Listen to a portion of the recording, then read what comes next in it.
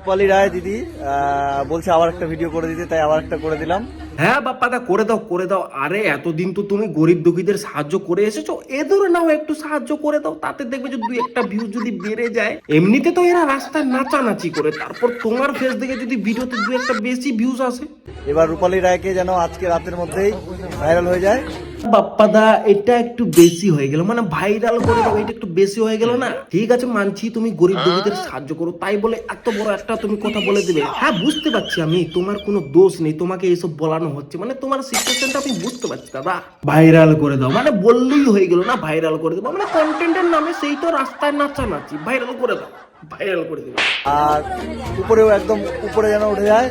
কতগুলো ফলোয়ার চাও বলো? কতলা ফলোয়ার নিলে খুশি হবো কর? 1 মিলিয়ন। এ ভাই, পেছন থেকে কে যেন বলে উঠলো 1 মিলিয়ন ফলোয়ার, গলাটা চেনা চেনা লাগছে। আরেকবার শুনি, আরেকবার। 1 মিলিয়ন। এটা তো ভাই ফেসবুক মিস্ত্রি, সব মহিলাদের ক্রাশ।